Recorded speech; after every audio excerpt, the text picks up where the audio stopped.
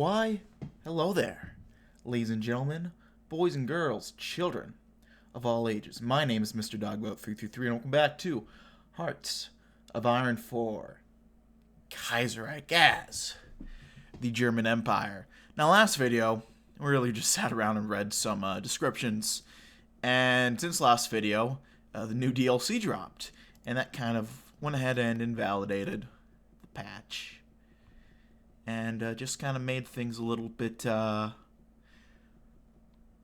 incompatible with the past saves. Or at least I'm assuming. I know if the new TNO update, that invalidated the saves. I just went ahead and assumed that to the same here, so I just reload the save. Which, a little annoying with my TNO campaign, having to redo it. But here, not so much, because I didn't have to really change up much of anything. But, yeah, here we are. So I'm going to go ahead and start with some construction. Start with some civvy factories in Brandenburg. Actually, it looks like we have a pretty decent industrial base, which I'm not surprised at all. Oh, Jesus, we really do. Well, I'm sure this is going to stay great, and nothing bad is going to happen there. So we'll just get working on that for now. And if I'm not mistaken, we only have one focus tree to do. So, we might as well just go ahead and get working on the Masters of the World.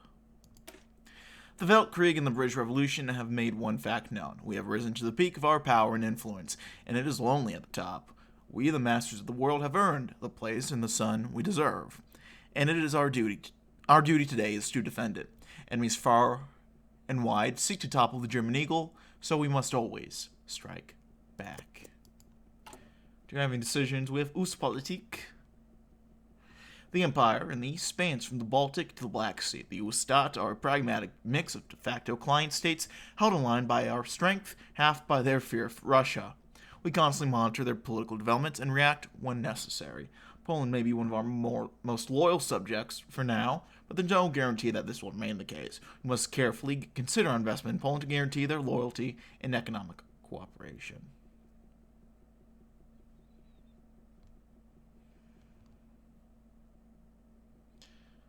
Well, good to know. Yeah, we'll hold tight for now. We'll get all these guys together. We'll get them motorized in a separate.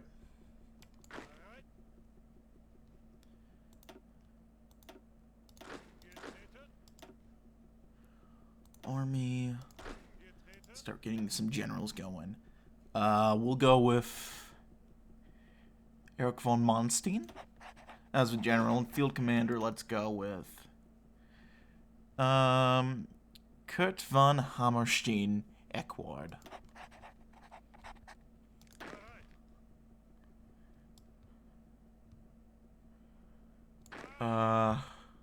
Start getting some guys in here. Let's get Walter Model. I think this will be our general front line.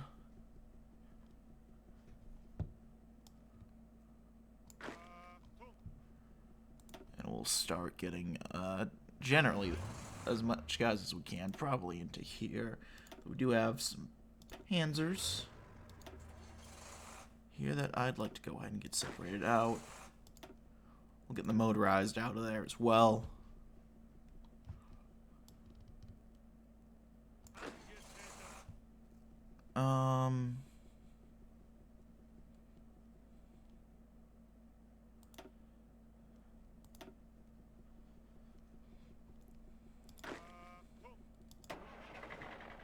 Got these guys in the south that we haven't assigned yet either, right?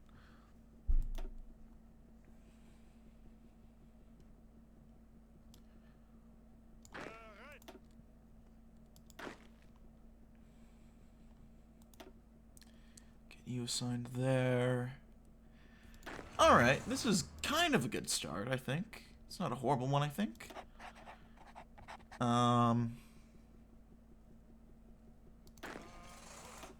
Let's get general. For these guys, we'll go with Kesselring.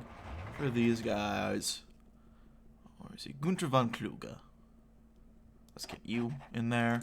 Research. I forgot what we were doing last time. I think we can just do the standard start and be all right. Let's get that. Machine tools, and then construction 1. And yeah, that's as good a start as any.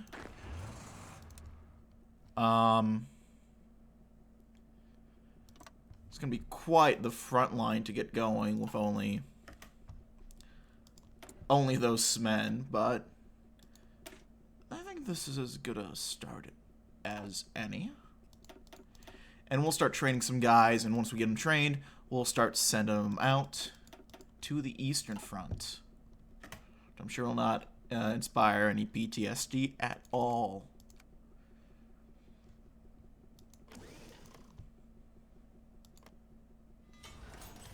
They changed up the border a little bit.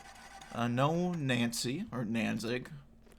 So I think the Nanziger War jokes are dead. Which is honestly fair enough.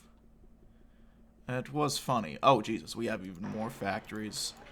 Well, let's get working on building stuff with those factories. Holy crap. Oh. There's no way this will go wrong at all. Surely not. Legation cities were formed in 1920 as a result of the Americans intervening in a Chinese-Japanese conflict that was going to spill over into an open war between ourselves and the Japanese. When a passenger train was attacked by a Chinese warlord, America saw an opportunity to mediate, not only in order to create a more permanent solution to the instability in the East, but also enshrine the open door policy in China, which allows all powers equal access to Chinese markets. Consisting of all official concessions in China, as well as a 30-mile neutral zone, the legation cities, officially known as the International Mandate for Chinese Concessions, also host a forum, the Legation Council, for the various powers with interest in China, to resolve disputes and work together. As the foremost European power in the East, we naturally able to vote on the Council and further our Eastern agenda. A perfect arrangement. That gives us a little bit of political power, which we're going to lose.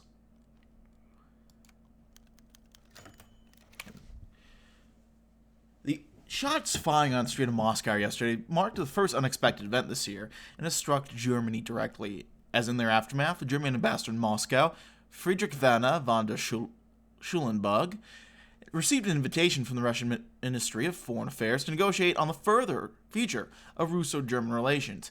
The upcoming expiry of the Vilnius Agreement and the fate of large German investments in Russia were the main topics of discussion. However, the contents of the Russian note were leaked by to the press by a clerk in the embassy, and instantly embellished with secondhand rumors and fear-mongering about planned nationalization of German investments, or possibly even a road to war.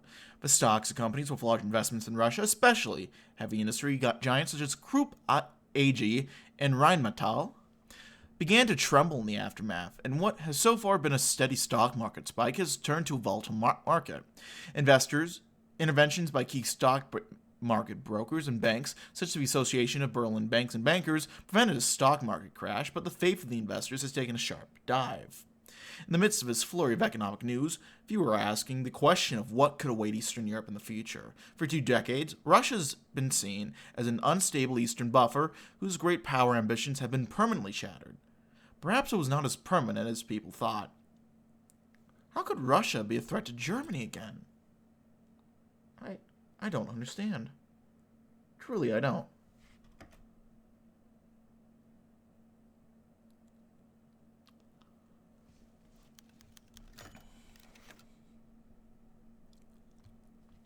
Ooh, okay, this is where you have to decide what path we're going. Looks like one after another, moderate chancellors perpetuating the consensus of the March Constitution have ruled the Kaiserreich since 1920. Solf, Asberger, Posadovsky, Brocksdorf, Rantzau, Marx, Bernstorff.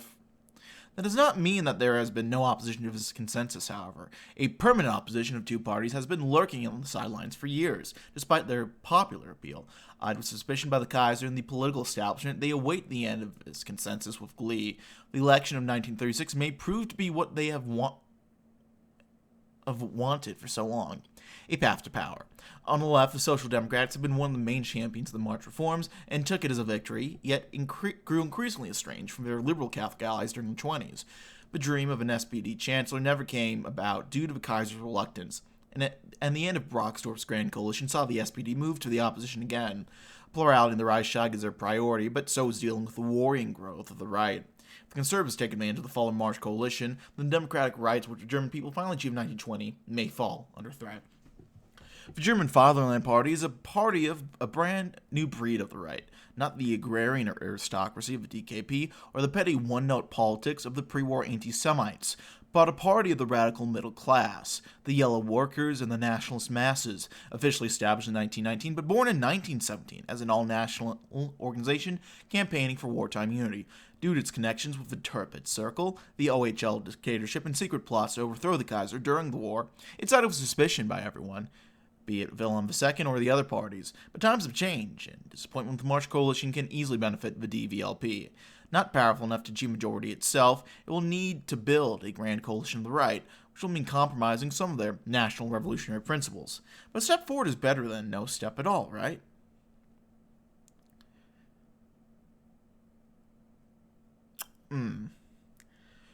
You know what? I think I'll hop in as the SPD.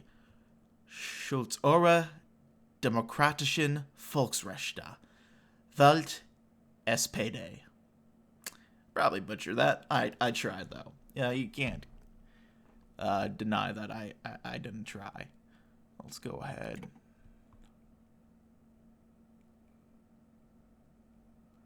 Let's do this. There we go. I usually like working with this.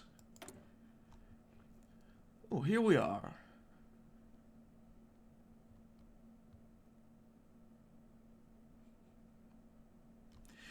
Elections to the Reichstag of the German Empire scheduled on April 10th, 1936, a tumultuous term finishing with an even more tumultuous final 4 months, centrifugal forces from the left and the right threatened to tear rip apart the political consensus established in the empire ever since the end of the Weltkrieg, and few know who will come out on top in its place. The Reichstag is elected in the first past supposed constituencies with universal, equal, and secret vote. The March reforms of 1920 adjusted the electoral system somewhat, establishing additional constituencies and creating multi-member constituencies in major German cities, turning the system more heterogeneous and bringing the number of seats to 445. Events taking place during the election period will be able to strengthen or weaken one of the competing parties. 223 seats are required for majority. Votes are as follows. So we have far-left candidates, the SPD, LVP, minor liberals, the Guelph Party, the Minority Bloc, PP, DP, Volksbund. We have the Zentrum, agrarian candidates, the DKP, the DVLP, and the far-right candidates. Okay. So it looks like we can take 3 campaign decisions.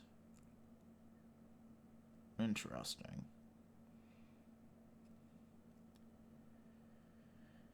All right, let's stand joint candidates with the left LVP. Liberal People's Party once held grand illusions of becoming a dominant force of the center, but even the reunification of the liberals failed to accomplish this. Where did that bring them? Back to us. The Progressive People's Party was once our partner. Now that their successor continue the same role, fielding candidates with us. I think that makes sense.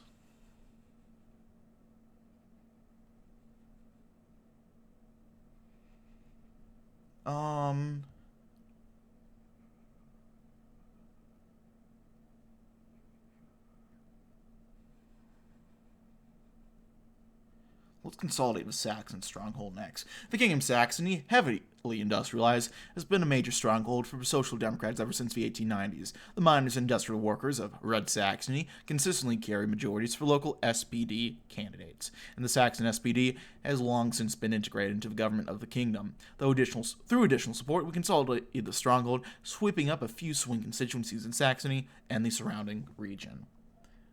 I like that. And then next,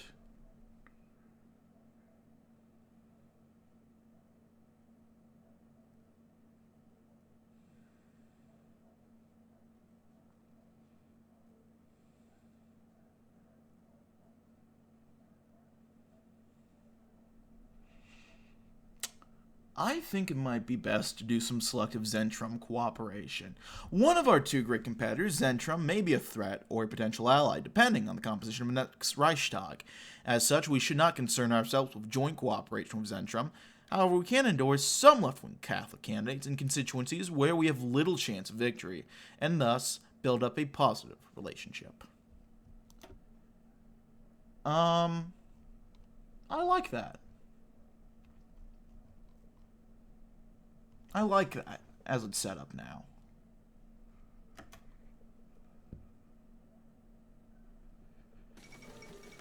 Savinkov has been assassinated. Oh shit, Savinkov is dead? I'm used to the old guy, Kerensky, being shot, but holy shit, Savinkov dead. That's huge. I actually don't know what that's going to lead to now.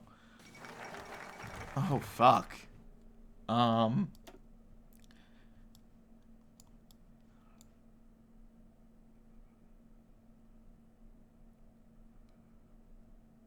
looks like we got a couple options.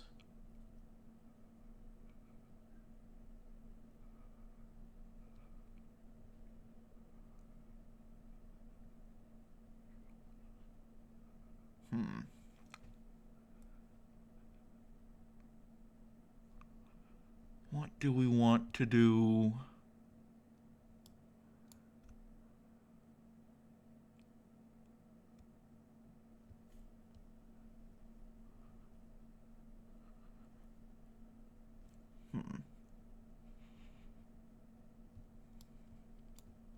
We could do the Ostfall.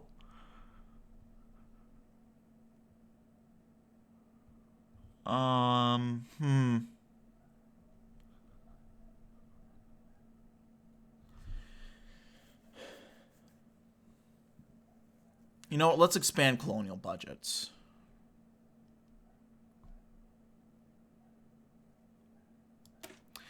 Our colonies in Africa and Asia have fallen to hard times, struggling with colonial resistance and being unprepared for outside threats. A surge of funding for their economic and defense secretariats, will leave them more prepared for the years ahead. I think that's probably the better play, the safer play.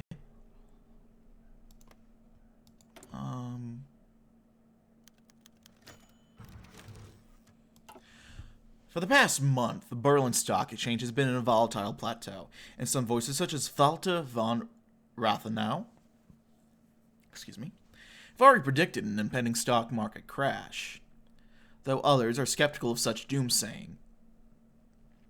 Still, some sense of unease permeates the markets and trading volumes are relatively subdued, until now, when a 1-2 punch dealt by second severe blow to the stability of the stock market. After forced audits by the Reichswirtschaft, or the Imperial Economic Office, numerous instances of fraud have been revealed. Among companies operating in Germany and East Asia, the deplorable finances of their eastern branches were being hidden by fudging numbers. The same fudging was used to avoid taxes. Just in time when a retired official from Germany and East Asia, Franz Bruninghaus, published a piece in the Berliner Tageblatt titled 10 Years After the Intervention, referring to German intervention in China with an expeditionary force to topple the KMT's Northern Expedition. It is an alarming piece describing the failure of German foreign policy in East Asia and stating that the instability of the League of Eight Provinces is the fuse which will set off an explosion of socialist and anti-concessionist results in China, threatening all German investment in China. For a market whose stability is already wobbling, this was not good news to wake up to. Investors began pulling out of affected companies in droves, causing a dip in the overall stock price. A flurry in trading on German government bonds occurred, as exposed investors needing liquidity sold them to other less exposed institutions seeking stable investments. If this continues, it could lead to the greatest stock market crash in German history. But what could be done to stop it? We could apparently recruit an operative. Safecracker,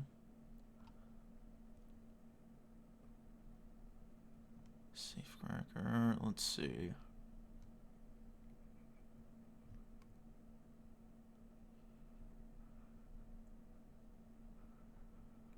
Let's get Joseph Jacobs. Intelligence Agency. Operatives.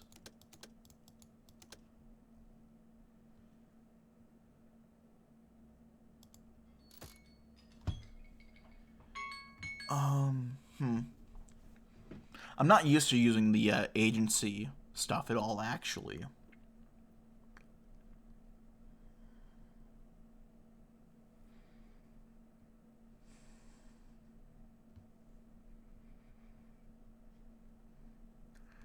So let's start working on localized training centers. I think that's probably a pretty safe bet. Whether it will be or not, we'll have to wait until next time to find out, because I gotta leave the video here, my friends. But thanks always for watching. If you like this video, leave a like. If not, feel free to dislike. If you want to see more of this content in the future, hit the sub button for uploads weekdays as well as occasionally Saturdays. Leaving comments, feedback down in the comment section below. I read all the comments I get, and I do appreciate any feedback you might have for me. Check out my various links down in the description box below, including my Twitch and my second channel. That's really it for now, my friends. I thank you all for watching. My name has been Mr. DB333, and I will see you all next time. Goodbye. Bye-bye.